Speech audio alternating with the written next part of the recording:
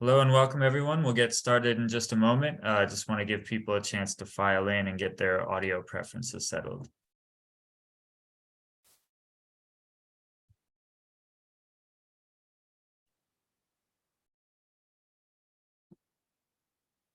We should have music here. Yeah, we used to play the planets. We had Jupiter and a few of those other ones going, but maybe we'll start doing that again. That's a good idea. The instrumental Girl from Ipanema, right? You have to do that one. Yeah. Well, yeah, we used to have a lobby. It was a 15-minute lobby period where we had classical music playing. It's maybe not a bad thing to bring back. All right, so we'll get started there. Thanks for joining everyone today. Before I hand it off to the panel, I just want to cover a few technical details. This is Zoom webinar. If you've never used that platform before or joined us for one, it's very similar to Zoom meeting with a couple key exceptions. The first and most immediately apparent is that you can't be seen or heard. Your cameras and mics are disabled by default. So you are limited to text interaction with both the panel and each other. If you have any kind of comments or discussion that you want to add, you can use the chat. Just make sure that you select everyone from the dropdown instead of host and panelists. Otherwise, only the host and panelists will see it. And if you have a question for the panel, you can ask that at any time. Just click on the little Q&A button and you can ask your question there. You can do that anonymously, but either way, people will be able to see what the question was and they could add their own comments or thumb it up if they so choose. So without further ado, I want to hand it off to Wendy Kilgore. It's going to be moderating the panel today. Thank you, Mike. And welcome, everyone. Welcome to a comprehensive view of undergraduate class scheduling, practice, policy, data use, and technology. It's a mouthful there, but we have a lot to cover. We are going to take some time today to go over the results of the report briefly, but I also wanted to reiterate Mike's discussion here about the housekeeping. So we'll do a Q&A about the 45-minute mark, and please ask your questions in the question and answer section, and we will move from there. What we're going to do is spend most of the time letting our panelists talk to each other. We have some set questions for them, and we will put a link to the report that we are going to highlight a bit in the chat. But most of the time today will be them asking questions and you posting questions to them in that Q&A section.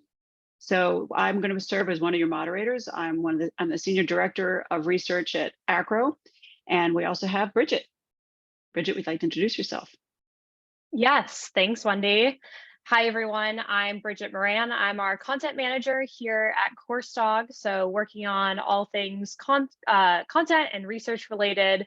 Really excited to be here for this discussion today and talk a little bit about scheduling. We want to say thank you to CourseDog, who made this research possible for us. And this is the third project we've had with CourseDog studying these related areas. And Bridget, would you like to say a little bit more about CourseDog?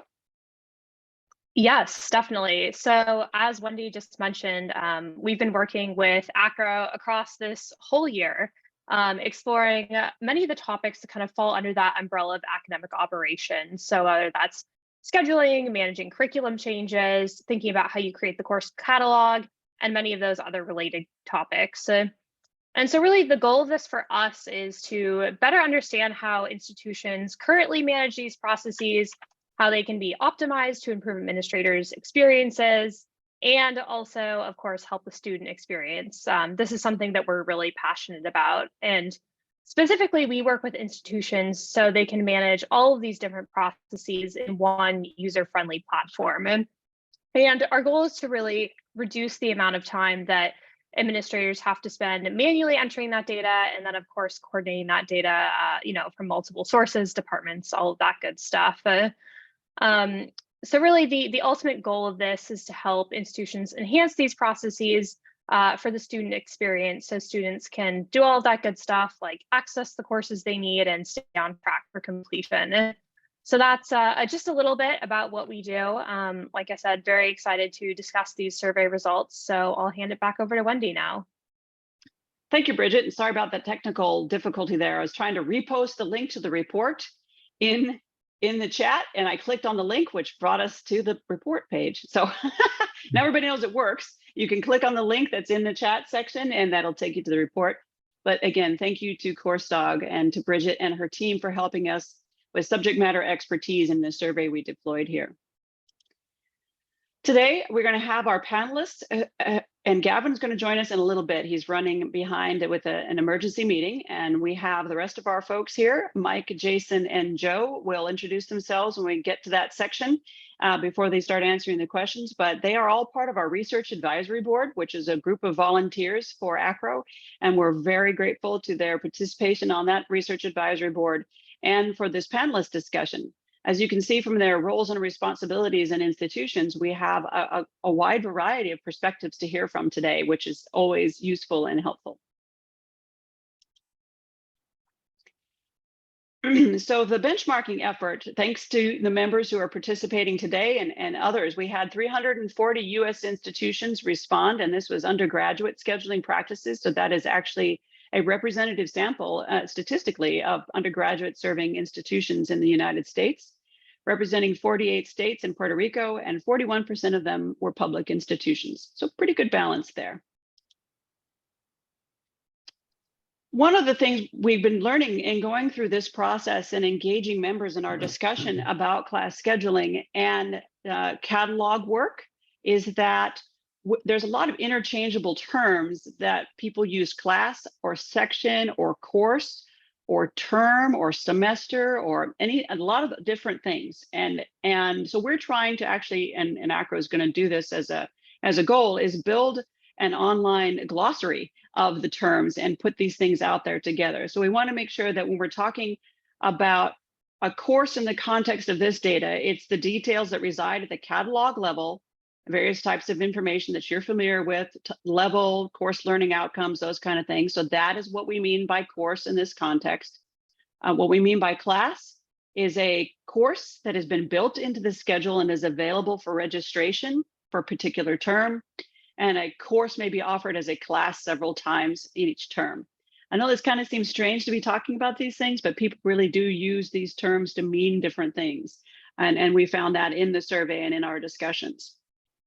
Section, some institutions use the term section to differentiate more than one instance of the same class. Others use sections as a standalone term, meaning the same as class. So there's we're gonna have a test on this later. No. And then term is, in this context, is an institution's academic calendar or length of classes offered and is used throughout the survey and the results here. A term might be a full semester, a trimester, or a quarter, or a term might be an 8-week course offered in another period of time less than the full semester. So that's what we're trying to bring us all together when we start to talk about the data here. That's what we mean when we use these terms. And also class scheduling and timetabling are interchangeable terms and used from one institution to the other, sometimes by different people in different departments. We'll call them different things that use those terms interchangeably, but it's the practice that accounts for all the details needed to offer the classes to students in any particular term. So key insights, we're going to hit a few areas before we open it up to the panelists, and that the factors that influence class schedule creation, want to know what the various things that are taken into consideration. The scheduling availability, so when it is available to the students to either view or register or both, and changes, when are those changes made and how are they changed and what's the magnitude of them?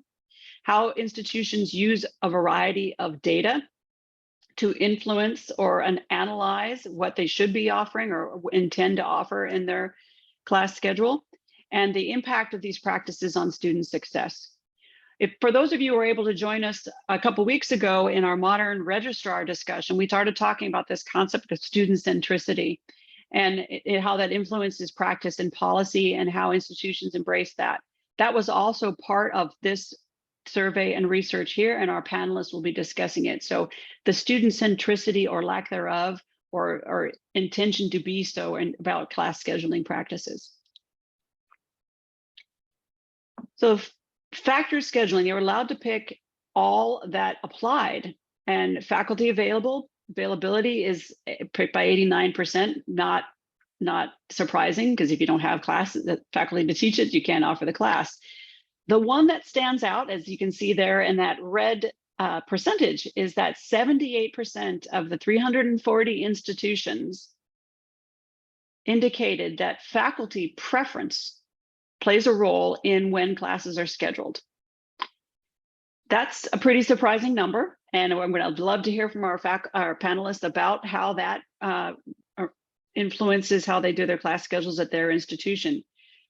But that takes away a little bit from student centricity. It just depends on where that's weighed, because this is not rank order. This is just the multiple factors that were selected. So the class schedule from the previous term, so a lot of institutions roll it over. Probably not surprising there. Space availability, and then all those other considerations down there. You see that there's not a ton of things that really say that pull student specific data into them. As you start looking at student-centric inputs, the percentage of people who use those decreases in this chart. When we asked them to say, okay, you picked all of those things, you indicated all of these that were influences or not for their scheduling practice, we said, what are the top 3? So what have the most weight? The class scheduling from the previous years for the same term had the highest weight, about half of the people. But again, faculty availability and faculty preference weighed in there as ranking as the top 1, 2, and 3 categories for 40 and 50% around of the institutions. So faculty preference is a driving force in the undergraduate class schedule, and overcoming it takes a great deal of work, because it's a practice that has been around for a long time, right? It used to be one of the primary, or has always been one of the primary driving factors. But it's also tied to the limited use of available data to understand student scheduling needs. So when institutions don't have all of this other student data or don't have the way to analyze it, there's not as much ability for those schedulers and administrators to come and say, hey, look, our students actually need these classes at this time or on this day or in this format for them to be able to complete in a timely manner. So other factors will take preference or have more influence at that time. We asked when the schedule is built and accessed and available to students. The dark blue is accessible by students, and the lighter blue is when it's built. So you can see about half of the institutions open the schedule for either being visible to the student or registration less than 1 academic term in advance. So even though we have been talking for a few years about a full year scheduling and those kind of things, and encouraging institutions, they might want to think about that for planning purposes and for the student and for the institution, it's not particularly common practice right now. So you can see down there that it's built by a full academic year in advance, but just 12% of institutions. But even among those, only 3% give students access to see it. So we're still operating under this 1 academic term or less than 1 academic term in advance of when these schedules are either built or available to students as the predominant model.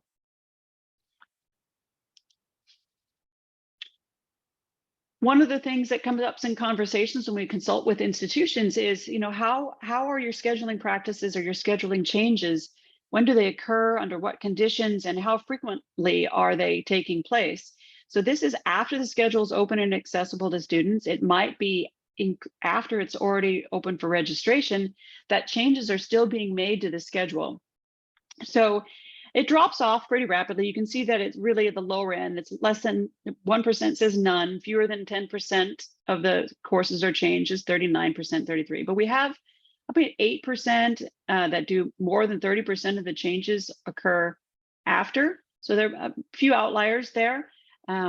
Ideally, in a perfect world, right, we wouldn't make any changes to the schedule after it's already accessible to students, if at all possible, because they're starting to make plans and arrange their work schedules, their home life schedules, and other things. And as we change schedules after the fact, it can impact them. 66% of their institutions report that all classes must meet a certain minimum enrollment limits or they're canceled. Also a pretty common practice. When you see the report, There's other permutations of that sometimes it's only by specific departments or specific programs that have to meet specific enrollment goals. Otherwise, they're allowed to let the class run. So practice varies. As I always say, almost every report, we say practice has a lot of variety and policy as well in what we do in colleges to help support students. A lot of variety. Wanted to take a deeper dive into that use of data and student-centric schedules. So this was the level of agreement with the statement, our institutions engages in student-centered class scheduling by use of data to support class scheduling. This is a pretty complex chart because it's an overlay of two charts. So they basically, if the color coding is if they're using data, with the darker, the sort of medium blue being none or very use of data, and then the green is the significant predictive analytics. So what I read from this data is that if they use data and they use it well, modest or significant uses of data, they are more likely to strongly agree that the institution engages in student-centered class scheduling. I hypothesized that would be the case, but I wanted to see if the data supported that in the 340 institutions. And it looks like it does, that as the use of data goes up, the agreement that there's student-centric practicing for scheduling increases.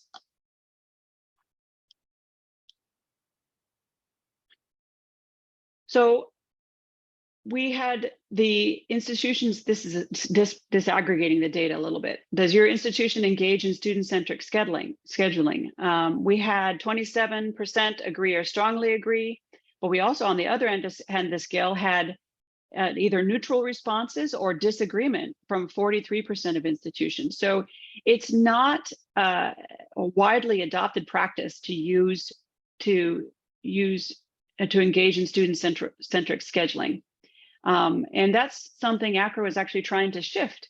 We want to help institutions engage and use their data and learn from their students in a way that helps meet the completion goals and helps students to progress through their degree in a timely and efficient manner. We learned from our respondents when we asked them, what do you think are characteristics of student-centric scheduling? They were able to type in free responses. Responses include that the student's need is assessed using several criteria, that the use from educational plans is to project needs is also there, and the use of data from past terms to project needs. So fill rate, waitlist rate, some of those other characteristics or factors we talked about were among the things that institutions said they believed described student-centric scheduling. Among the institutions that did not feel that they were using student-centric scheduling particularly well, we asked them to describe or select reasons why they were not able to do so, and not enough time to perform the appropriate data analysis was about half of those who indicated that, or exactly half, and lack of staff with expertise to analyze the data or a lack of the tool to analyze the data. So those top three things are not surprising to me. That's what we see in a lot of these challenges, not just class scheduling, but degree audit, registration, strategic enrollment management plans, all those kind of things that take data and the analysis of data. That's typically what we see. We need time, we need people, and we need the technology to be able to do it. And some institutions are challenged with that. So we also see that there's a lack of buy-in from institutional leadership sometimes as well. Sometimes the data is not as clean as they need it to be, so they can't access it, or it's difficult to understand. We did have 12% though say that they have data is used to forecast scheduling needs with no problem. That was an exclusive choice. And we had others who remarked on things like we have faculty pushback to using data to drive scheduling as an example of them, or continued permutations of time and resources were in the other category. So how class scheduling impacts student success? We had a few quotes here, and that how they did that, our annual survey to students who don't return tells us class availability is a big reason why they didn't come back. So if you can't offer the classes when they need it, they'll go someplace else. The waitlist information can tell people potentially that they don't offer enough high demand classes.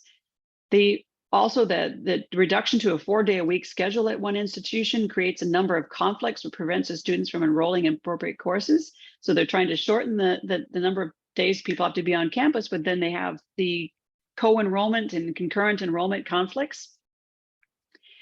A student registers for a combination of classes can impact the success of the student, specifically a first-time student. So are they registering for the right mix of classes based upon what they think they can complete in that semester successfully? Or are they really registering for those classes in that mix because that's the only combination that works for them to meet their scheduling needs? So that's the only possible permutation for them among the offerings offered. 16%, only 16% report that data has provided insights into how undergraduate class scheduling practices impact student success. So that number of uptake is just, even though some are using the data in a significant way, the data is not necessarily tied directly to student success. It's maybe tied directly to how the classes are offered, but not whether or not those things are influencing completion and time to degree and cost of degree. So that's still an emerging field. So now I want to go ahead and stop sharing my screen. We're going to bring our Brady Bunch group back here and have everyone introduce themselves and engage in our Q&A. So welcome again, panelists. And Gavin was able to join us. Gavin, thank you very much. Thank you to everyone, but Gavin was texting me, I'm in another meeting and might not have been able to join us. So pleasure to have you here with us. And I'd like you to tag team with each other if you want to take about 60 seconds to introduce yourself. And in that time, also about that time, not holding you to it, answer the first question. Does anything from the data surprise you?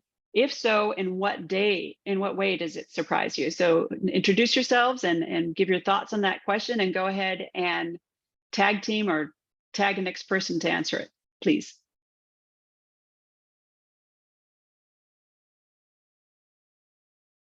Oh, they're being shy.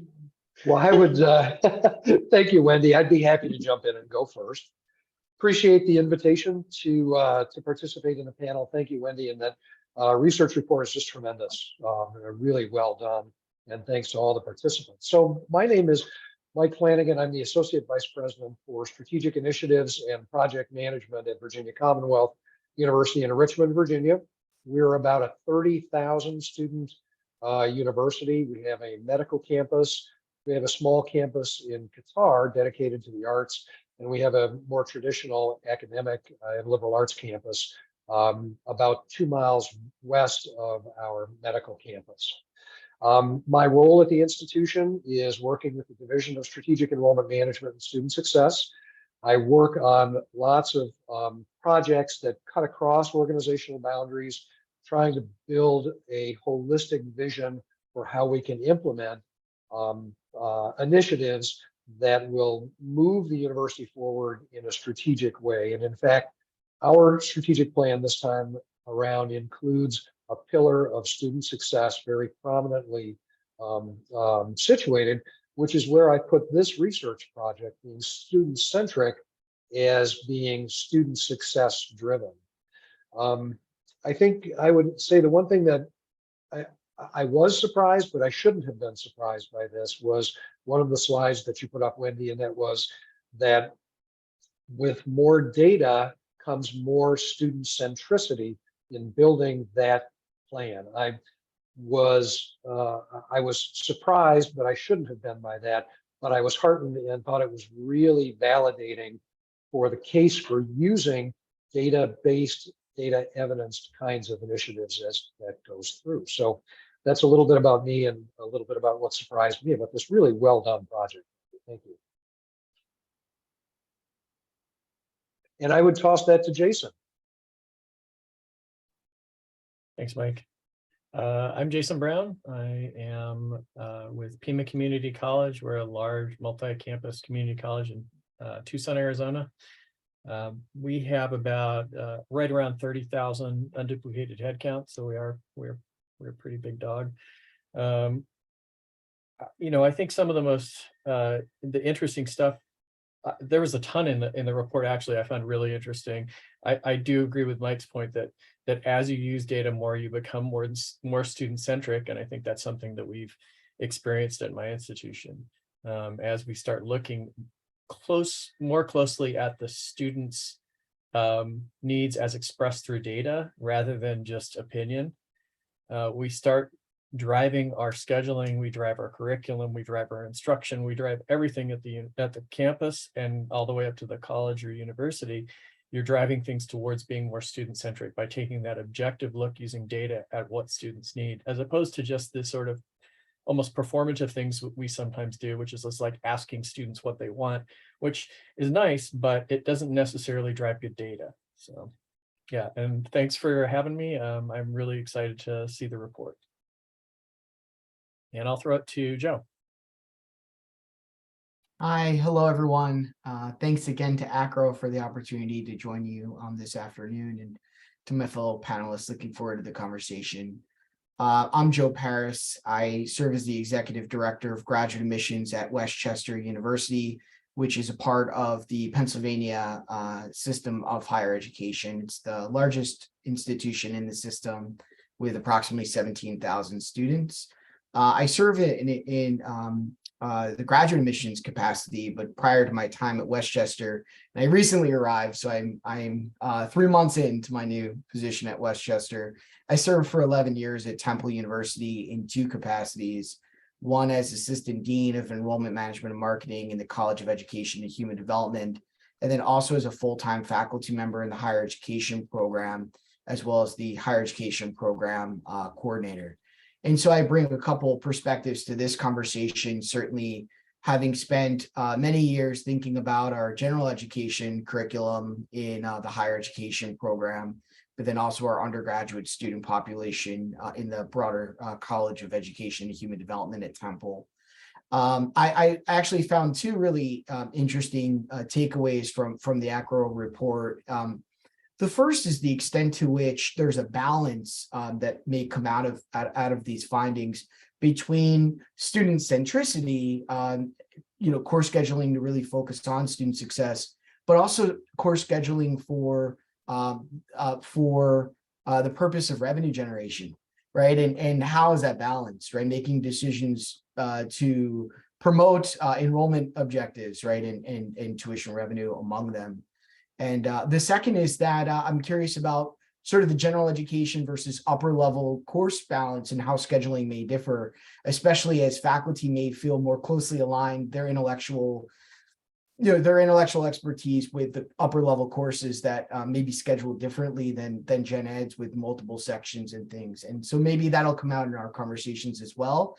And I thought the Go Rams was for the Westchester University Rams, but it was actually maybe also for the Virginia Commonwealth Rams. And so Go Rams applies, it seems, to multiple institutions today. Totally willing to share, Joe, just saying. Gavin, please go right ahead. Good afternoon. Gavin Ham, Associate Vice President of Grand Lake State University, historical Black College in the Piney Hills of Northern Louisiana. And I'm honored to serve here at my alma mater in this capacity. I'm a former financial aid director. And so I have a vested interest in course scheduling and how it impacts enrollment and indeed student success. Some of the glaring data points are the fact that, some of the decisions that we make is based upon the preferences of staff and faculty, employees of the university, and we are trying to move toward this student-centric philosophy. And so we still have a way to go. But along those same lines, I'm encouraged about the number of respondents who indicated that they are indeed aware that some of their decisions are not necessarily student-centric, or some of their decisions do not involve decision-making, the preferences of students. So that awareness is key. But as we continue to try to move the envelope towards making this positive change based upon the data, that's when we can make a big difference. Thank you. Again, I always value all these different perspectives. You different types of institutions, different current roles, and different previous roles. So it helps us a lot. And again, membership. If you those who are participating today, if you want to ask Q&A questions, go ahead and put them in that Q&A section, and we will get to them towards the end. So the second question I have for you, and again, you guys can bounce off each other, ask other questions, do follow-ups to each other, however you'd like to do it, is how would you describe your institution's level of student-centric scheduling, and what challenges, if any, does your institution face embracing student-centric scheduling? I'll start on this one. I would say our status is evolving, and I'm pretty sure that's most institutions. We probably less than 4 years ago started going the direction a lot of community colleges and a lot of institutions are going, and like moving to sort of more constricted pathways for students to promote student success. And with that came having to make sure that the scheduling of courses reflected those needs, reflected the fact that we had students that needed a particular course in a particular semester, and we needed to get that right, just to make sure that the whole pathways idea and project work. And I think we've had some pretty decent success with it. One of the major challenges, I mean, I think a lot of the responses from institutions in the survey point to this.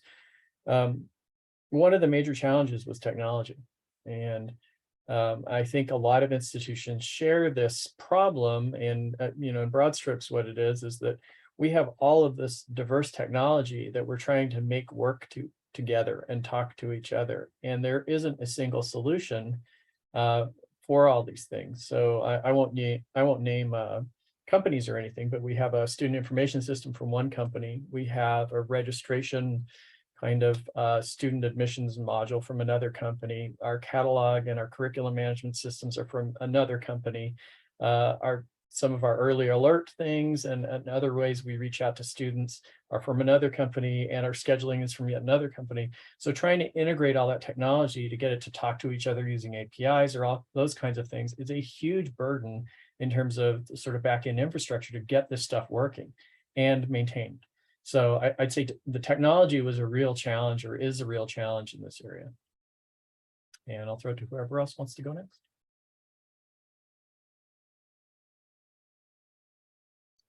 I'll jump in if I may. I like the idea that, we at our institution, we have a nurturing environment by just definition of who we are, just us at our core. So we have the thought of what students need embedded in our minds. But as other colleagues have mentioned, that challenge of using the proper technology to make these data-driven decisions, that's a challenge. Some type of metric-based decision-making. So getting our hands on the data in a real sense, in some succinct manner. That way it's not just some type of hypothetical ideas that we're throwing out, but we can see where our students are and what the courses they need. Having that data that does tell the story for us, that's an area in which we can grow.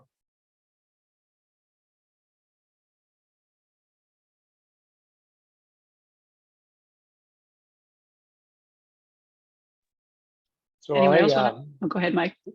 Sorry, I liked Jason's characterization of his institutions evolving. I was, until he had actually said evolving out loud, I was going to classify mine as primitive, but I think I'm going to actually use evolving, Jason. So thanks very much for the terminology lesson. We too have an ecosystem of technologies that are somewhat connected, but also somewhat disconnected. So depending on which technology you're actually viewing the course schedule through, we're either doing a great job or we're doing a terrible job. But I think the problem is the level at which the view needs to take place doesn't really exist. So we don't have a central repository that we can put our student information system course information along with our course scheduling systems recommended location data to combine with where our students are in their degree path or their major map at the particular time and where they need to go to be able to put all of those into a recommended solution for what your actual course schedule would look like. So in one sense, we're very technologically advanced, I think, because we've got a lot of technology, but we're a little primitive in the way that we've strung those technologies together, in that there's no central unified view for being able to come up with a data-informed answer to that. So hence, I really do like the term evolving, Jason. Thanks very much for that. Okay. Thank you. Thank you very much. When I hear technology and I hear what we're talking about here, we're talking about a lot of what we're talking is the back office work. So I want to tag on here before we move to a couple of questions that are actually in the chat. I can see them there. Just a reminder, if you wouldn't mind, put them in the Q&A so we don't see them scroll and disappear in the chat. But has anybody taken a look at the user interface for student scheduling and how student-centric that user interface is? Any comments there? I can actually speak to that a bit. I know in my previous experience at Temple University, the institution held actually a number of focus groups on a number of things. We have a large non-degree population that we shouldn't lose sight of, right? In these conversations, these are students who were an important source of revenue for the institution and also rely heavily on the transparency of our course schedules, as their course taking patterns can be much more challenging to predict than our matriculated population. So one thing we did was not only focus groups for current matriculated students, but we actually held a focus group for non-degree seeking students at the institution, asking us to take us through the journey of having an interest in enrolling in coursework and how you would navigate identifying what's available in what modalities, how those courses may fulfill degree requirements should you decide to go from non-degree and pursue an admissions process and become a degree-seeking student. And so focus groups were an excellent way to yield insights regarding the process by which students navigated the available information, even instructor information about previous instructors, ratings of those instructors, and make decisions about course taking patterns. So focus groups will be something I would encourage institutions to think about. Thank you very much. We can sometimes we focus a bit on the back office and forget about that UI side. And there are so many different interfaces from all the different products out there for scheduling. A few of them mirror like the Amazon interface or the shopping interface that people used to. A lot of them though still kind of mirror that older school, like it just seems foreign to most students these days, or younger students, like, what do you mean I have to like click on a bunch of drop down menus to find a class? And then, so the technology from the user interface isn't necessarily keeping up with expectations.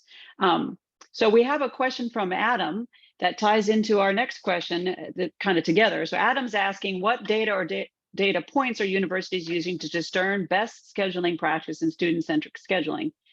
Tied to the prepackaged question that I have, which is basically what factors are currently used to support student-centric scheduling, and what do you hope to use in the future? So some data points and what factors do you hope to start using that you're not currently using? I'll jump in on that. So we try and use a as broad as possible number of factors. So things like course fill rates, waitlist times, waitlist numbers. We also have other data. Classroom utilization is a big one in terms of a large multi-campus college. We don't want to. We try and balance the sort of competing needs of, we want a student to be able to complete their certificate or degree program without having to do too much driving around town to different campuses. But then again, we don't want to have one campus overloaded in terms of the number of sections of courses on that campus and have no sort of downtime on classrooms, and another campus that has lots of open space and time. So there's balancing that happens with multi-campus too, which can be sort of not an intuitive, like, how do we serve students kind of data point, but it really is, because we don't want students taking 40, 50 minutes out of their day or more driving from campus to campus to get the courses they want. So it affects scheduling in a way that affects how students succeed.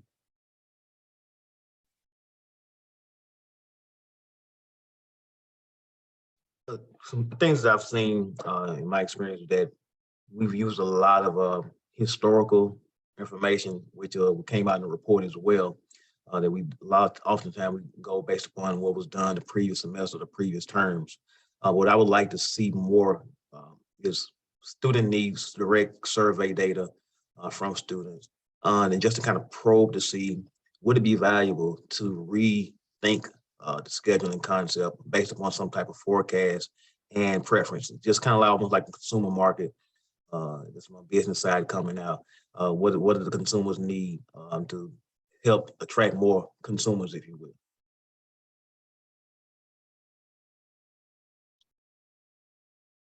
Anyone else? I'd just like to echo what Gavin said about historical data. That is probably I'm guessing the most common and sort of the most utilized data point is looking at prior schedules and seeing which classes got enough enrollment to run. And that kind of very basic look back is probably the most key piece of data that we use. At least that's what forms the foundation of our schedule each term, is looking at how it performed the prior spring or the 2 springs before, something like that. We would look at that spring term and go, okay, we know these courses are needed because they filled, and we know these other courses are maybe needed, maybe not. We need more data on them because they didn't fill.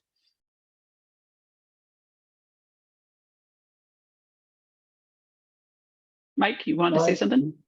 I was going to just add 2 quick things. I think prior to going online during COVID, one of the elements that we were looking for, and one of the drivers behind the purchase of an add-on product that we had, was how many students are taking courses that are near enough to each other that they could walk from one section to the next within a reasonable amount of time. I think it's a more micro version of what Jason talked about, driving between campuses, and what Joe was talking about as well. But that was the distance between those classrooms when we were much more physically focused was an important one. And I think we'll come back to that as more and more of our courses come online, because we're a residential institution. The in-person experience is important as a part of the philosophy that we're using. But I also think the second piece was another add-ons piece of software that we bought several years ago, allowed students to access our student schedule in a way that's very different than the way that they had been able to access it.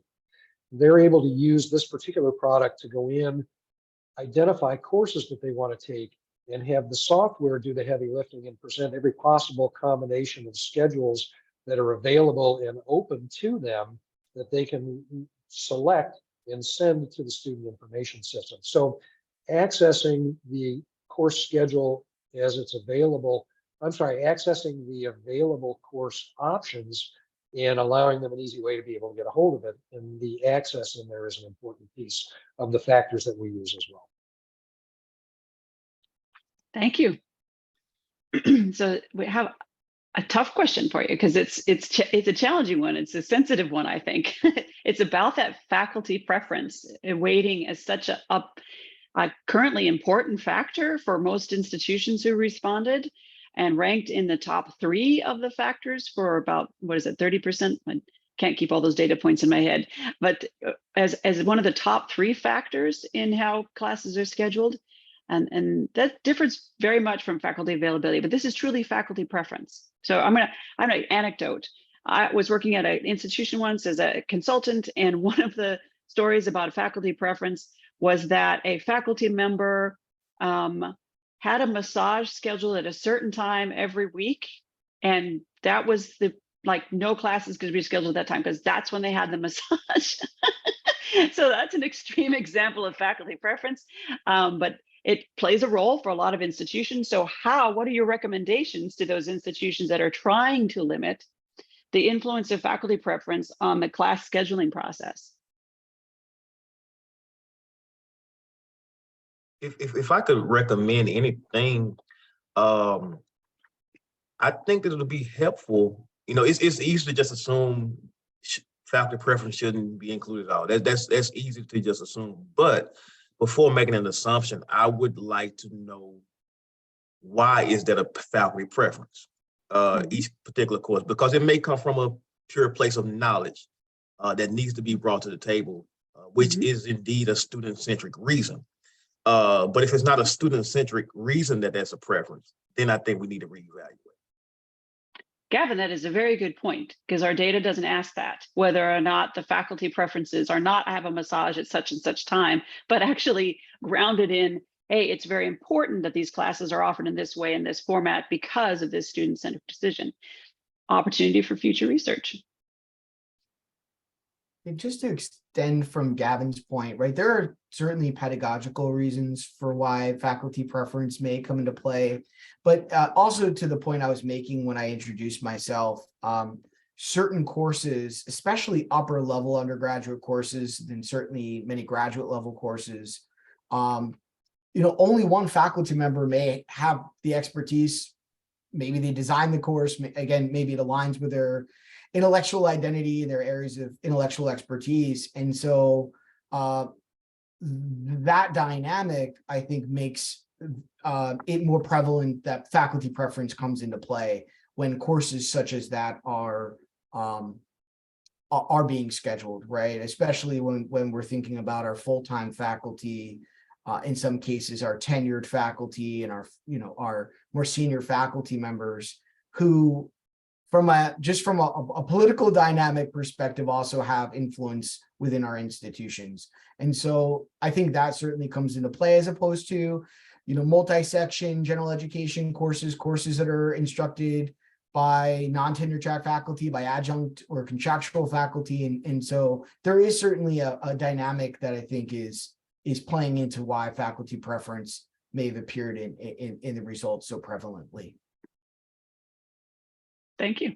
Yeah, I'd agree with that. I think there are multiple factors that contribute to that, and you know, there are ones that are directly related to academics, like they want a particular classroom because of the technology in that classroom or something like that, or they want a particular time because they know their course tends to fill better if they offer it at a particular time of day or on particular days of the week. So there's that sort of self-interest there, but then there's also some really legitimate, I think, work-life balance things that go along with that faculty preference, like wanting I've heard anecdotally from our faculty wanting to teach at the campus closest to their house, so they're not commuting a long time.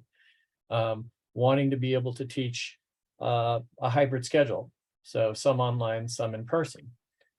Enjoying the interaction with students in person and getting energy out of that, but also enjoying the flexibility of teaching online. So I think there's a lot of balancing that happens even amongst faculty themselves that contributes to that decision making.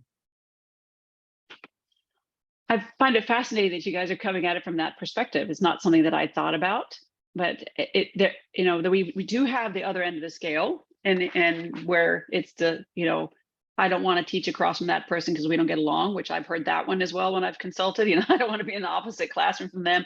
Or I've heard also I don't like the sunlight at that time of day in that classroom, so please don't put me there. So things, you know, those are the kind of things that pop to my mind, but you all actually just sort of blew that up, right? You said, hey, wait a minute, there's this other stuff out there too. There's the pedagogical things. There's probably a whole bunch of other that have some student-centric component that institutions should understand. It's interesting to me that technology, that if you fully apply some of the available technologies, you can take faculty preference out entirely, right? It's schedule optimization based upon educational planning data, your classroom characteristics, to Jason's point, what resources does it have in it, and the blocks of availability, and probably even how far apart they are, like campus distances and or building differences. So the technology exists where you can take almost all of that human interface out, and scheduling software solutions will say, yeah, we can do this for you. But we find, just as you're describing, that doesn't usually happen because there's a whole bunch of reasons why it doesn't.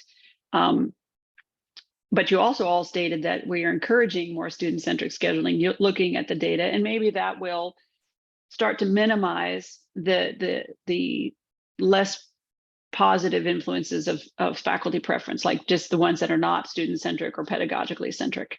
So thank you for opening up that in my mind. I truly had not thought about that at all. So one last question before we move on. Let's see to the Q&A, because it's in the chat, so I want to make sure I get to it here. It's from Jessica. It says, pre-COVID, the Department of Ed and our accreditor was determined to assign a course that used any level on online component, even if supplemental, as an online course, which, as we know, has an impact on accreditation. Post-COVID, this has created tension in the interest in more flexibility in scheduling from students and faculty, something Jason alluded to about faculty mixed hybrid, and the demand to be 100% in person from administration.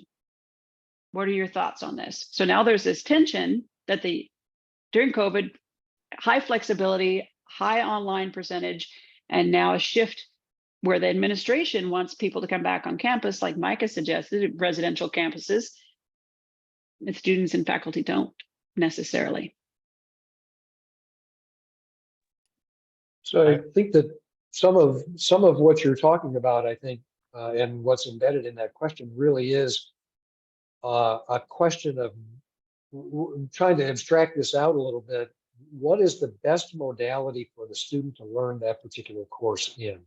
When you talk about student-centric, student success, that really needs to be the driver as much as possible in the determination of whether you're going to be take that particular course online, hybrid, high flex, whatever teaching modality and learning modality you're going to be employing in that. And my perfect world preference would be it's the learning modality that really ought to be driving how that course is being implemented, because that's the key to student centricity, which is really what's underneath student success.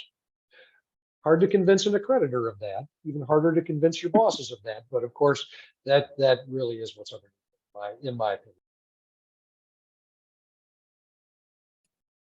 I think another piece of it is sort of overcoming perceived faculty inequity. So as a community college, we have a lot of career and technical education courses. It is really, really difficult to teach somebody how to weld in a virtual format. And those faculty really need to be there so the college doesn't get burned down, right?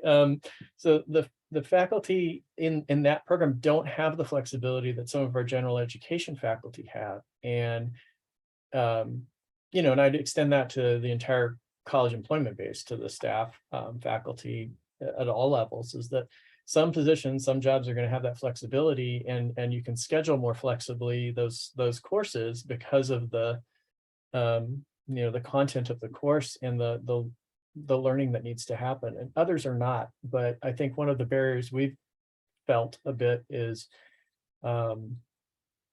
with the sort of drive to move everybody back to campus, the pushback has been, well, I'm teaching more effectively from a virtual or in a fully online kind of way. Why should I come back to campus? And the opposing argument is, well, some other faculty have to come back to campus, so you do too, or some other staff have to come back to campus, so you do too. So the way my institution is dealing with it is we've never had a remote work kind of policy. And that is something that we're now developing as an institution to sort of, put the guardrails on working remotely and kind of say, when is it appropriate, when is it not, and try and get it sort of codified in policy to make it more equitable, or at least feel more equitable for everybody. Thank you. Gavin, you were going to add something? I was just going to add to Mike's comment, and I think that his comments is an encouraging factor for us to be advocates for change on a global standpoint, even to accrediting agencies. I think now is the time that we prepare data around these concepts about coming back to campus and modality and all these considerations. I think that we are charged in this day and age to take these things to the highest level. beyond our campuses, beyond our departments, beyond our colleges, and go as high as we can to see effective change that are based upon students' needs and the success of students. Thank you very much. We have about 5 minutes, and we have a couple of questions. I want to try to get to them here. The first is, how should the class capacity be determined? Should it be based upon classroom size, faculty preference, or need of student schedules? Or all of the above, right? Yeah, I'd say all of the above. I mean, there are fundamental constraints like classroom size that you can't make it bigger. It's just, it is what it is. There's elements of the pedagogy of the course. I mean, if you're teaching an intensive writing course and you have a single faculty that's going to have to grade many multiple page papers, there's a limit to what you can ask a faculty member to do in a single instance, right? So there are, a whole ton of factors. Also, some content may need to be taught in a much more individualized way. We'll use my welding example, right? You can't just sort of stand up there and say, do this. You have to actually look over the student's shoulder and make sure that they're getting a bead and doing all the right things on the weld. And you can't teach as many students that with a single faculty member. So I think multiple factors is the key on this one. You have to look at everything. And in some cases, it may be accreditation requirements, depending on the program, depending upon, the accreditor. And so that's another factor that often may dictate class size capacity. Thank you. I had to read this question a couple of times, and I think I get it. The Vicky asked, and I love her terminology here because I finally get it. How do you address the balance when the registrar is charged to create a student-centric scheduling system that may lead to being invited to faculty council to be, and she says, well feathered. So it took me a bit. I'm like, I get it. So basically not the warmest reception in faculty council when he or she goes there to find out, to defend this student-centric scheduling. So how would you address the balance and for that? I think that registrar probably, if they don't already have one, could use a faculty advisory group to help buffer that just a little bit. I think, I learned a long time ago when I was an RA in college that people support what they help build. And I think that applies equally to the faculty and throughout any of the institutional things that we have. And that's encourage your faculty to participate in the building of a student-centric or student success-oriented course schedule with you, so that it's not quite as lonely when you go to faculty senate or to some of those other areas. You have some folks that can introduce you and introduce your ideas for you. I think this also underscores the importance of data, right? Being able to come to a faculty council and present the data that supports the decision. I think that sometimes empirical evidence is hard to argue with, right? And so that's what I think underscores the importance of having the data that we discussed today. Yeah, and I'd echo Joe's point there of saying that not only having the data, but setting up the systems by which you gather that data on the front end is a real key. So making sure that you're assessing student learning outcomes on every course, and you're assessing program learning outcomes through your program review process, and not just having that data sit, taking that data and using it to help drive decision-making, but also to help publicly support those decisions, saying, hey, here's what the data shows, is a lot more powerful than, hey, we're going this direction, like it or not. And everything that my colleagues have stated has been 100% accurate. The only thing that I would add to that or supplement that with just identifying common agreements and common disagreements. We all have some form of common ground. It's people relationships 101. It's always going to be well feathered. So expect it, embrace it, and go with it. Seriously, I had to read, thank you very much. I had to read it a few times and I'm like, wow, that's a great way to phrase it. Thank you for your expertise. We have a couple questions left, but we're out of time. So if you want to, our panelists can, if it's directed at them, if you wouldn't mind putting your email addresses in there, one of them specifically about flexible classrooms and where specific layouts, where reservations had been updated, and then some issues with technology. Would this be an issue with Course Dog? So if you use Course Dog specifically, or if Bridget and her team want to answer that, please put your email out there. And the last one was an anonymous one, but what is the impact of school hours in getting a credible schedule that is student-centric? That's a pretty broad question, but if you want to put your emails out there, folks can, happy to email you directly or me, again, wendyk@acro.org. The report was released. Thank you very much, panelists and participants. As usual, couldn't do this without you. Members, participants, we couldn't do this research without you. So thank you, everyone, and I hope you have a good day.